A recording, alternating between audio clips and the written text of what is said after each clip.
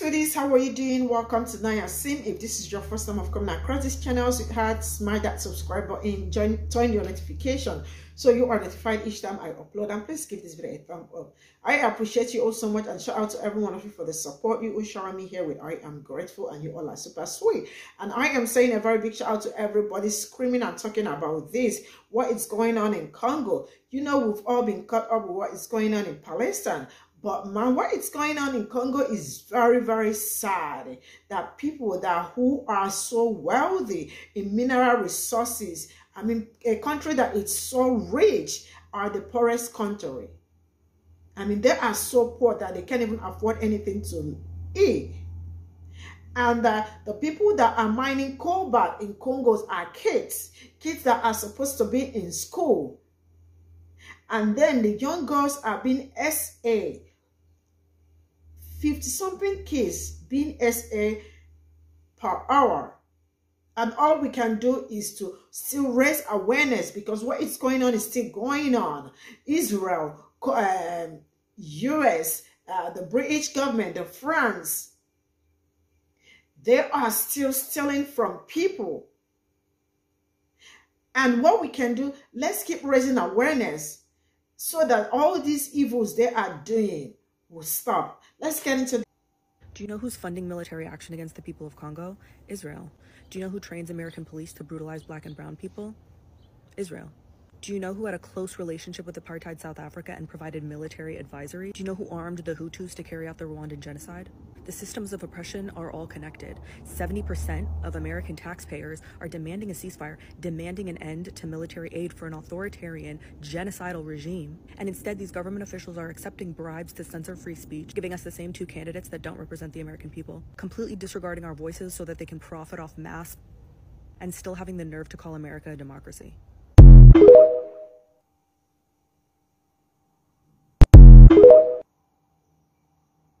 Israel has the right to defend itself, full stop. But hey, Israel, can I just understand what you're defending yourself from in Congo? If you guys aren't aware, Congo is going through a genocide, which Israel, the US, the UK, and France are funding. So again, I'd like to ask Israel, what are you defending yourself from? Because like geographically speaking, you're not really that close. For those who need a little more explanation, this is Israel and this is Congo.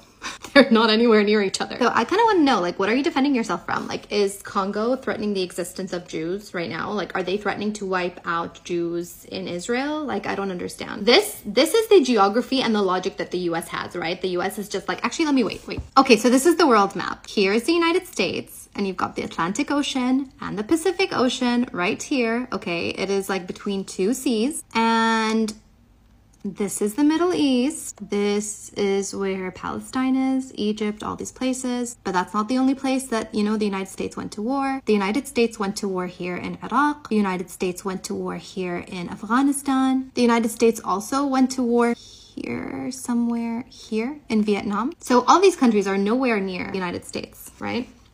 Just, you know, contextualizing the whole thing, just helping you understand the logic. So anyways, going back to Congo. Israel is currently funding a genocide in Congo. For the last 25 years, the people of Congo have gone through a genocide funded by the United States, the UK, France, and Israel. What do these four countries have anything to do with Congo? Much like every incentive for colonialism, resources. Congo is sitting on 80% of the world's coltan reserve. Coltan is used to power every single piece of tech. So your phone, your laptop, your computer, your electric car, anything that charges, anything that has a rechargeable battery needs coltan, and coltan is found in Congo. Post-colonialism, all of these Western powers have benefited from destabilizing countries to steal their resources. We saw this in Afghanistan. Afghanistan is sitting on a gold mine of resources. You've got chromite, coal, copper, gold, iron, lead, natural gas, petroleum, precious and semi-precious stones, salt, sulfur, lithium, talc, and zinc, as well as an abundance of opium fields. We saw this in Iraq. They're sitting on oil, natural gas, phosphates, and sulfur. We saw this in Libya, who's also sitting on natural gas. Sad thing about Libya, foreign powers are stealing Libya's oil because there's no stable government. So what does that have to do with Israel? Going back to Congo, Congo is sitting on a wealth of resources and minerals that Western powers are benefiting from, getting it for cheap. Western powers are funding militias from Rwanda and Uganda to destabilize Congo for the past 25 years to ensure that the Congolese people are used as slaves to mine these resources. So what resources is Israel benefiting from when it comes to Congo? Well, guys, as I always say, you have to follow the money. So a quick little Google search and you find out that Israel's biggest commodity when it comes to exporting is diamonds. The only thing is they barely have a diamond mine. So where is Israel getting its diamonds so that it can export it to the rest of the world? Let me introduce you to this Israeli businessman called Dan Gertler. Dan Gertler owns most of the diamond mines in Congo. Dan Gertler is your modern day slave trader. This man is the grandson of the biggest diamond trader out of Israel, which exports most of Israel's diamonds to the rest of the world. This guy entered Congo in 1997. Now, you guys remember when I told you that Congo's been going through a genocide for the past 25 years. Let's do the math. Today's 2023, so 20 years ago would be 2003. Another 5, that's 1998. Congo's been going through a genocide since 1998. Dan Gertler entered Congo in 1997. Interesting. So as I said, Israel is one of the biggest exporters of diamonds to the rest of the world. Belgium being the first, which Israel exports to, and then Israel being the second. So who buys the diamonds from Israel? A bunch of different European and American brands, including Harry Winston, Graf, and Messika. Messika has been under fire so many times, and yet people still choose to buy and purchase from Messika, even though they are so blatantly pro-Zionism. Messika plays such an integral part of Israel's economy. In 2012, they were awarded the most outstanding exporter because they exported $100 million worth of polished diamonds to the rest of the world. And between 2011 and 2013, Messika exported $300 million worth of polished diamonds, making the company Israel's 6th largest diamond exporter, and yet people still choose to use Messika. I don't get it. I don't get it. Like, you guys are choosing to boycott McDonald's and Starbucks because they made a political stance or they donated like Happy Meal, but Messika and all of these big jewelry brands are directly purchasing from Israel and supporting their economy. Do with this what you may, okay? Choose to buy your diamonds, you can keep buying your diamonds. You choose to support Messika, you can still do that,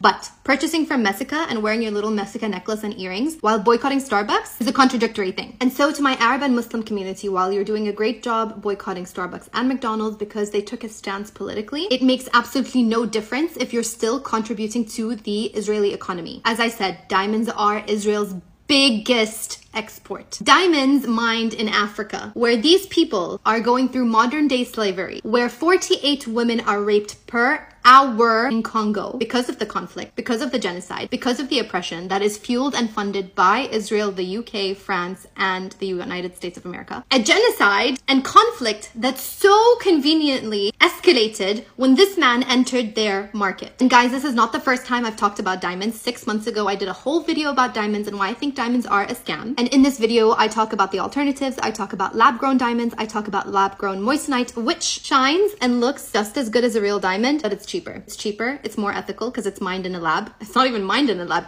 It's made in a lab. So if you are curious to see or learn more about, alternatives to diamonds, check out my video. It's on Instagram. It's on TikTok. So it's all there for you to see. So before anyone tells me or goes off and says, you know what, this is a religious thing and, Israel has a right to defend itself because its existence and the Jewish existence is being threatened. Where is the Jewish existence being threatened in Africa, if not just being profited off of? What we are seeing right now is a form of neo-colonialism, because after World War II, the concept of colonialism was just not cool anymore, right? Like, all the other countries wanted their independence, and the big colonial powers are like, oh shit, people are like not happy with us being there, and now we can't really like take the resources, but we still want them. So we are going to assert our economic and political control over our former colonies, or over people who are weaker than us, so that we can still continue to exploit their resources and do what we did during colonization without being called a colony. It has nothing to do with religion. It has nothing to do with belief system. The only belief system that these countries believe in is greed, is money. And that money does not even go to their people. As you saw in my previous video, I talked about the United States, how the United States is essentially a third world country where it is looting resources from the rest of the world, and its own people are not even seeing the fruits of that looting. So I gave you a bunch of information. Do with it what you may, but I urge you guys to be more conscious about where you send your money, where you spend your money, because you earned that money. You worked really hard for that money. There's a lot more I need to talk about with Congo, and I need to do a second video on, because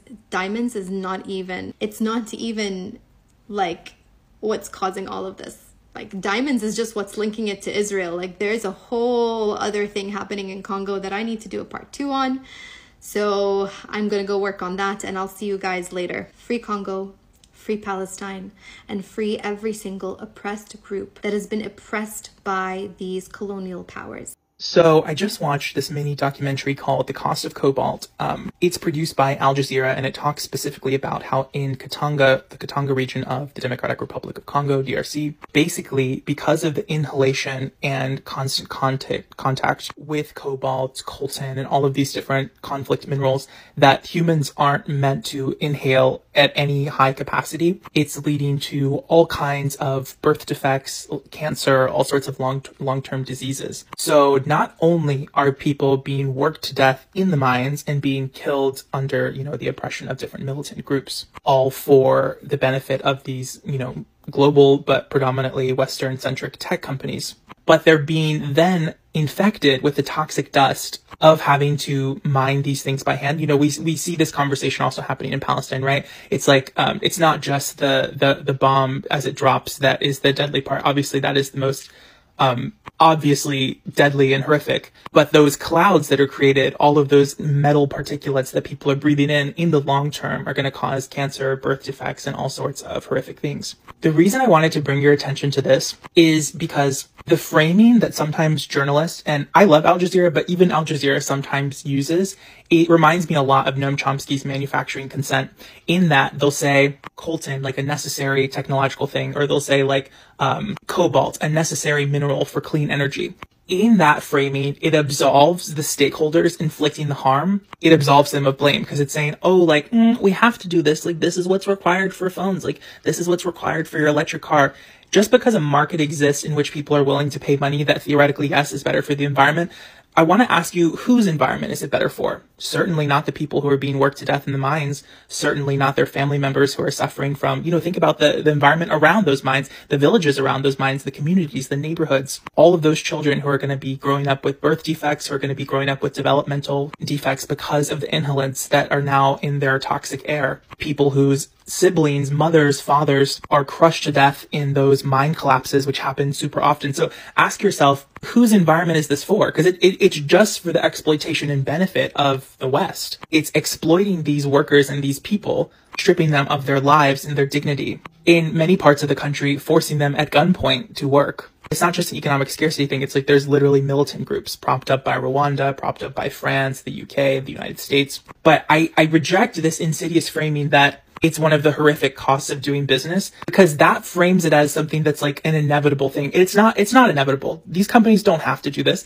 These companies could be investing billions to make sure that all of their workers had proper attire, that they're having inhalant gas masks that protect them from the harmful substances. They could be making sure that they had proper gear and gloves so they're not having to crawl down into these mines, often barefoot, I'm seeing in these videos. And we've learned about how cobalt exposure to the skin is literally toxic, because you're not supposed to touch it directly to your skin. Yet many of these children are being forced to mine with their bare hands. This is the fault of companies like Apple, Google, Tesla, Microsoft. It is the fault of governments who prop up military leaders in Rwanda who enable this. I just watched a whole documentary about how under Obama's leadership, there was a sweeping law passed that essentially said they would no longer fund any country that was caught engaging in egregious human rights violations in the Congo. People have put forth evidence after evidence after evidence, formalized reports put forth in the UN about Rwanda's human rights violations, the number of people they've killed, the number of people that Kagame has allowed to be murdered and slaughtered, and no one does anything. So these politicians that have funded these extreme leaders, that have turned a blind eye to these genocides, enact these pretend laws that they say they're going to use to help, but then they don't actually ever enforce them. Meanwhile, in the West and globally, the insatiable greed for technology, for laptops, computers, smartphones, electric cars, grows and grows and grows, because instead of just using one phone for many, many years, like, a normal person, we have this constant need to upgrade the phones. iPhone has the iPhone Forever program, so you're constantly upgrading a new phone. I mean, if the demand is literally, billions of people on Earth have these phones, and you're having to get a brand new one every single year, Think about the human cost. It's the result of child slave labor, human exploitation, the forced labor of men, women, and children. And people who say, oh, well, this is one of the things that we need for clean energy future. Like, it's horrible, I agree, but it has to be done for clean energy. No, it doesn't. There are other ways to make electric cars. This isn't the only way. And there's other ways to make these mining practices extremely sustainable, to pay these workers fairly, for these companies to have tons of billions of dollars of investment in these local communities they have destroyed. It is sick and twisted to believe the propaganda that this is just how this happens, or this is how this has to happen. And while many news outlets are, Human Rights Reports, Human Rights Watch, Amnesty International, all these different things, while they are acknowledging the severity of the human toll, they so rarely blame the multi-trillion-dollar stakeholders, because they always say they didn't know the full extent. Yes, they fucking do. When in 2019, there was a lawsuit for the kids who had literally died in this mine, facilitated by multi-international groups who are working with human rights lawyers, that in and of itself is proof. They're providing literally evidence of their dead children. And so for Microsoft and Apple, I'm reading these statements that they give back where they say, we totally condemn child mining. We would never do that. It's like, it doesn't fucking matter if you condemn it, if you allow it to continue to happen, and then you continue to purchase from supply chains that literally end in the exploitation of children. Like, it's just lip service. They even said that they wanted to have the lawsuit thrown out because they felt that it had no basis in reality. That's a direct quote from Microsoft. Like, these people are fucking sick. Like, that they would allow this to happen, that they are in full knowledge, because it's not like internal reports aren't constantly being brought to the attention of these multi-trillion-dollar companies. They're not blind. They can see the videos. They can see what's happening. Human rights activists have been raising the alarm about this for literally decades. It's willful ignorance. And then it's scapegoating, because at the moment they're called out for their behavior, they just say, oh my gosh, we didn't know. We're going to really try to be sustainable and divest from harmful supply chains. So what we're going to do is we're just going to go exploit people in India now. Like, that's so fucked. Please, please, please. I hope that learning about this more robustly, one, inspires you to take action, to raise awareness about this topic, to read books like Cobalt Red by Siddharth Kara, to read books like King Leopold's Ghost, to understand the devastating and long impactful history that colonization and exploitation has had in the Congo, but then to go a step further and see who the governments and companies are that are allowing this to continue and who are making this 1,000 times worse. And I mean, watch the Crisis in the Congo documentary that I've shared many times, in which it really lays out very clearly the Clintons' culpability in this, about how the United States very much propped up Kagame. Please support organizations on the ground like Friends of the Congo. Please give to especially the aid organizations that are directly working with children. And please don't stop speaking about this, because what is shocking and horrifying is that more people have been killed in this conflict than the Holocaust. This is another thing. The fact that when you type in, you tag a video with silent Holocaust or silent genocide, and TikTok automatically assumes you're talking about the Holocaust of Jewish people, which is one of the most horrific things that's happened in human history. I'm not trying to denigrate it at all. But the fact that it's called the Holocaust when there are other Holocausts and other silent genocides happening constantly, and the way that Eurocentrifying happens to everything. It's like the colonization of language even. More people have died from this conflict and this Holocaust in the Congo than died even at the hands of the Nazis, yet nobody talks about it. How can that be? You claim to say things like, oh, Hitler was the most evil man alive. What about Paul Kagame, who's allowed the deaths of literally millions of people, who has directly led to the butchering of hundreds of thousands of refugees? Millions. Like, it's fucking evil. But here's the thing, it's backed by multi-trillion-dollar companies and U.S. foreign policy interests. I'm almost out of time, but please watch these documentaries, please engage with these resources I'm sharing with you, and please speak up. This issue is really important. So something I wanted to come on here and do is talk a lot more about Congo and Sudan, as that has not been a part of a lot of the things I have been posting. And also talk about how the West's heavy influence on what is happening in a lot of countries in Africa directly correlate with one another. Particularly, I want to talk about how oftentimes Nigeria and Ghana are used as these almost Western-like figureheads in Africa to kind of help some of this discord that occurs, as well as how the West in particular backs militia groups as a way to continue to sow this discord. Now, if people have been keeping up to date about what is happening in Congo, there is very rich minerals that are found in the Democratic Republic of Congo that are used in cell phones and other forms of technology that we use here in the West as well as other parts of the world. In an article that was released by Al Jazeera ISIL-linked armed group unalives 19 villagers in the DR Congo. Armed attackers tied up at least 19 villagers and unalived them with machetes and other weapons in a raid in the Eastern Democratic Republic of Congo late on Sunday, a civil society leader has said. Other villagers fled but might have drowned as they tried to cross the Lamina River into Uganda. Maurice Mabel Musaidi told Reuters news agency, "There are still people missing," he said. Musaidi and a spokesperson for the DRC army said that the attack in Beni territories, Watalinga chiefdom, was carried out by the Allied Democratic Forces, an armed group based in the eastern DRC that has pledged allegiance to ISIS. The ADF was formed in Uganda in the 1990s before moving over the border and has been blamed for thousands of unalivings in the last decade across both countries. In June, ADF fighters unalived 42 people, including 37 students at a high school in western Uganda, near the DRC border, in what was the country's deadliest attack in more than a decade. In November, the Uganda army said it captured the head of the ADF unit known simply as Nujovu and unalived 6 of his men in a raid. The DRC's army said it unalived at least 6 of the attackers on Sunday night without going into detail on the operation. Now, I want you guys to understand that a lot of what happens in African countries, as I have mentioned before, is often influenced and backed heavily by the West. For example, Niger had a coup that was led by its people, and the West, in order to stamp out that coup that was occurring, where people were essentially going up against the government because the government of Niger was trying to continue to force people to mine for, I believe, uranium, which is used to power a lot of I believe of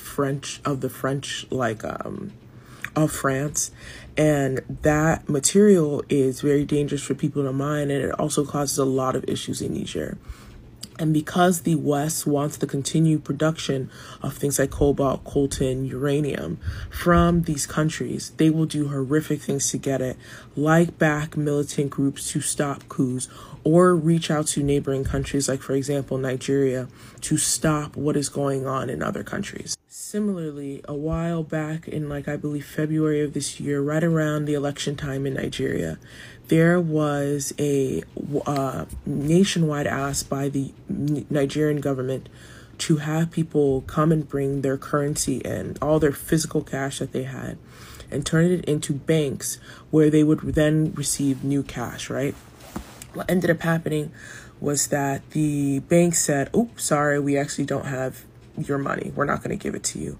And people began to riot because people couldn't afford transportation to go to work. People couldn't do a lot of things. And honestly, I don't believe the issue has truly been resolved. I think people are still struggling to be able to afford things and being able to have any type of money.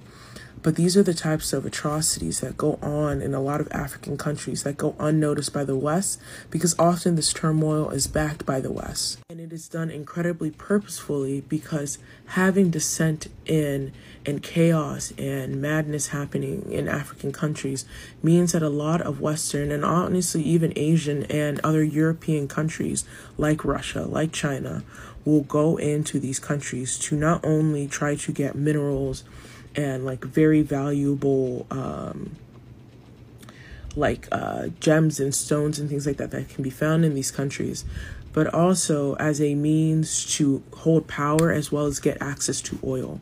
Nigeria has a lot of oil reserves that are used all over the world, and if you go there right now, you can see that a lot of non-African countries are in charge of what is happening with those oil rigs. Let's also talk a little bit about Sudan. Sudan conflict. EU warns of another genocide in Darfur.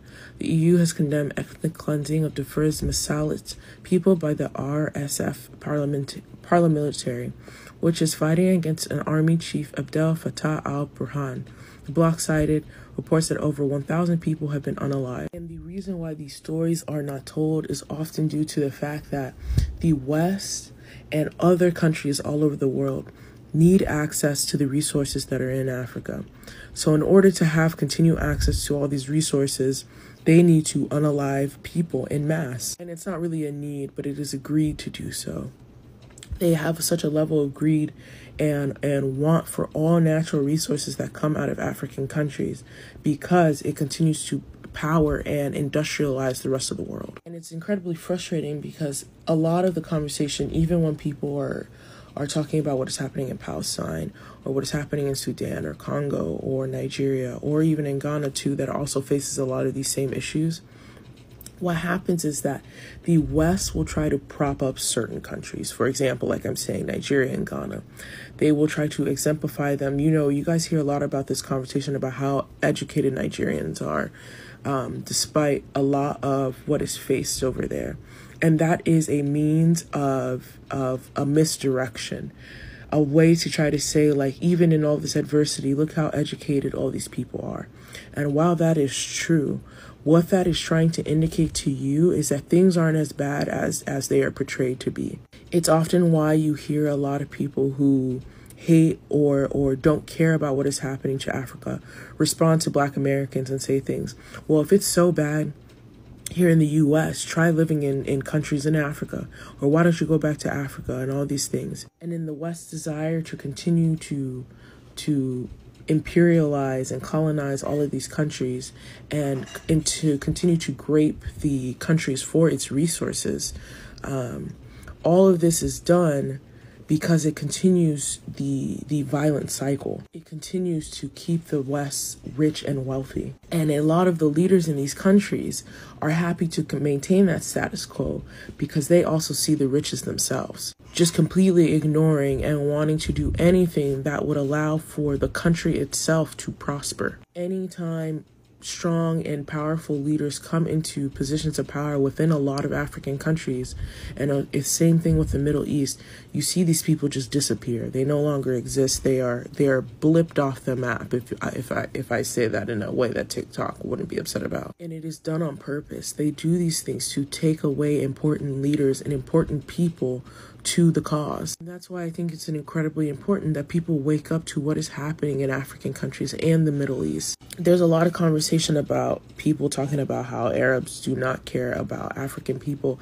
And let's be honest, there is a well-documented history of a lot of violence between groups. But a lot of that violence has been funded by the West on purpose to continue this turmoil. I think it is imperative that people really take the time to learn, even if it's about just one country, just learning about one country in the long list of what is happening will help you again to conceptualize the violence that the West continues to perpetuate. I know it can be incredibly daunting to try to give up your comforts within the West, but if we don't start to recognize the humanity of people within African countries as well as people within the Middle East, we are going to continue to see the same violence that is perpetuated against us also perpetuated against people there. I cannot tell you how many family members have talked about the just day in and day out violence that they witness, but because it has become such the norm that people do not talk about it, people do not complain about it. So I strongly suggest that people, even like I said, find one country that you are willing to learn the history of and talk to your friends about it, talk to your peers about it, and have your friends find one country that they are willing to talk about and learn about, because it is so important that we keep knowledge like this going and we keep the feelings of fighting against injustice very strong and very impactful, and see the ways in which we can change what is happening all over the world. I need your attention right now. I know I've been talking about Palestine and the horrors that have been happening in Gaza and the West Bank, but I need your attention now. We need to talk about what's happening in Congo. I'm not going to sit back and just scream free Palestine without saying free Congo. Congo is very popular for its cobalt, which is used to make iPads, iPhones, computers, laptops, you name it. Any source of technology really uses cobalt. And Congo is rich in that, and in gold as well. But instead of being put as workers who have a good job and get paid well to, be searching for this cobalt, whatever it's called, to be searching for this and, getting paid good and all of that, they are slaves. They are taken from their homes and they are made to, keep working in these conditions. And these rebel groups that are been made by the Western countries, They are raping the women, the girls. They are forcing starvation onto everybody, the men, the children, the women, everyone. And they are forcing them to work harsh hours, like more than 45 hours a day, in 2 days actually, more than 45 hours per every 2 days, more than that. They are working day and night, backs breaking. There's women with children on their backs and they are working hard. And the thing about this is that they're getting murdered, slaughtered, raped, and killed. They are literally breaking their backs, and what do they get in return? Barely any money, almost no money at all. They are suffering in these conditions. And we need to start boycotting these big tech companies that are always, they're like actively supporting this genocide of the Congolese people. It's not just happening in Palestine. Genocide is not just happening in Palestine. It's happening in Congo, Sudan, which I will cover in the next video.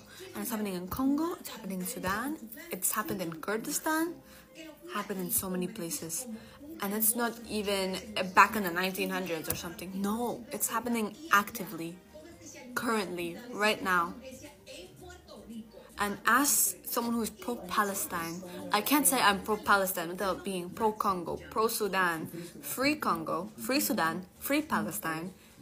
I hate when colonization happens, because what is it even for? Like, okay, we have resources, but why can't you at least give them a good job? Why can't it be like, oh, hey, this is a job now, and a lot of people might want it if it has good pay. Instead of, taking these people and using them for yourself, just make it a job. It's so simple. Make it a job that has good working conditions, or the best working conditions that possible. Make it a job where they get paid well as well, and where they don't feel unsafe and unheard. Because there are women and girls as young as what? 5 years old, I think. As young as that, getting raped and beaten. Newborns. Newborn babies, children, men, women are inhaling these toxic chemicals that are in these mines and these, pits. They're dying. They're all just dying. And we sit here and do nothing. We bat our eyes, we turn around, we look the other way, but we see Palestine, right? We see Palestine. My problem with this is that every time that it's a lighter-skinned country has something going on, it's every time. You guys would rather listen to the country that has lighter skin rather than the ones that have darker skin. And don't think I haven't noticed. I have. Whenever it comes to someone with darker skin than me, actually, darker skin than me, a lot of you guys try to, excuse yourselves and, be like, not my fault. And be like, well, I still need my iPhone. Or be like, well, I need my iPad. Well, I need my laptop. Well, I need my computer. I don't care what you need. Or quote-unquote need, because I don't think you need technology. I mean, like, yeah, you might need, like, to text somebody, but, like, letter sixes. And I'm using an iPad right now, but our stuff fully been paid since like a year ago, so I'm just left with this iPad. I can't do anything about it. Like, it's already been fully paid for entirely, so I can't do anything about it. It's been paid for by my father, fully paid. My phone also fully paid. I can't do anything about that. I can't change that. However, I will be boycotting Apple, Samsung, and all these big tech companies that support these genocides. It's stupid. If you are pro-Palestine, you are pro-Congo, you are pro-Sudan. You are going to be yelling, free Sudan, free Kurdistan, free Congo, free Palestine. All of those you will be screaming. Because there's no happiness in genocide. There's no positivity in genocide, okay? More than 60 million people in Congo have died since what? Just a couple of years? We need to do something about this. I'm going to be spreading awareness a lot. I don't care. I will be spreading awareness.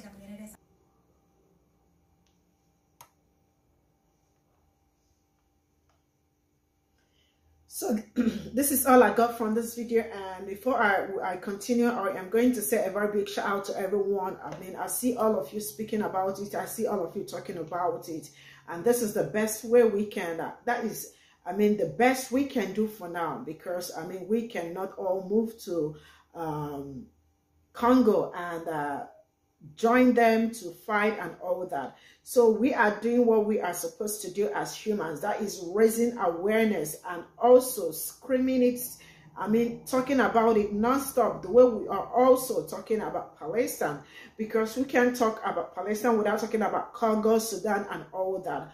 A whole lot has really been going on in Congo, and this has been going on for years, and they have been trying to, you know, get our attention to it. But I think, I don't know what happened, that we did not see this, I mean, before now.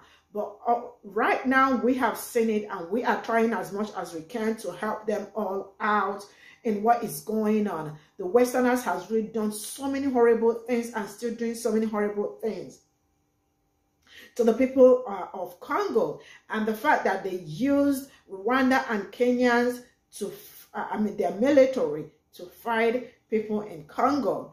And all we can say is free Congo. Let Congo breathe. Let them enjoy their mineral resources. Let them enjoy what comes out from their own country. You all are stealing. How do you steal from people and do not have the heart to also better their lives? I mean, if they were doing, if they were like, you know, if they kept them in good condition, kept their country in good condition, people would have been like, okay. But no, the country where all these resources are coming out from are dying, suffering, going through so many crises, and the people that are stealing from them they are all, I mean, enjoying and living their life. And then eventually they will come back to tell us that Africans are are third world countries, when they have been living off Africans. Free Congo. Let them breathe. Let them enjoy their resources. I mean, you all have been stealing and still stealing to this very moment. I don't want to just like get over. See you all in my next video. Bye for now.